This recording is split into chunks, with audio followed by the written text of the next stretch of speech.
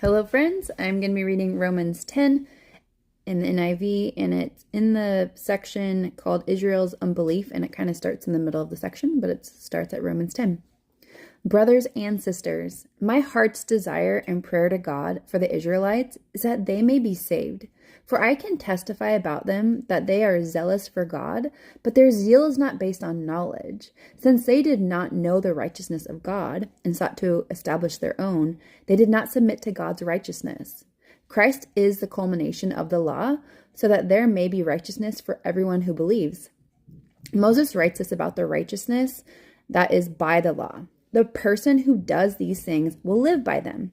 But the righteousness that is by faith says, do not say in your heart, who will ascend into heaven, that is to bring Christ down, or who will descend into the deep, that is to bring Christ up from the dead. But what does it say? The word is near you. It is in your mouth and in your heart. That is the message concerning faith that we proclaim.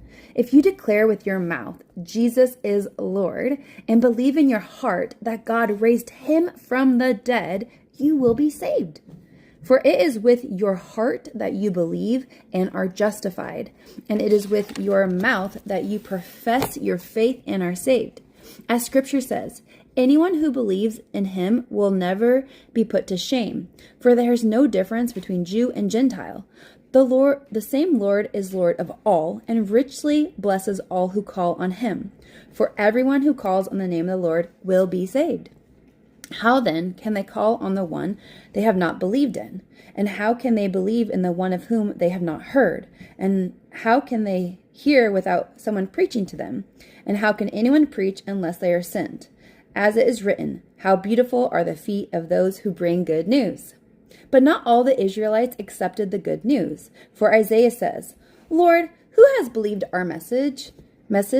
Consequently, faith comes from hearing the message, and the message is heard through the word about Christ. But I ask, did they not hear?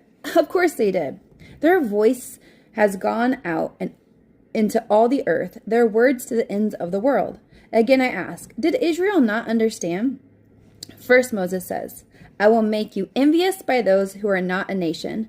I'll make you angry by a nation that has no understanding. And Isaiah boldly says, I was found by those who did not seek me. I revealed myself to those who did not ask for me. But concerning Israel, he says, all day long I've held out my hands to a disobedient and obstinate people. My friends, be encouraged and blessed. Take care. Bye-bye.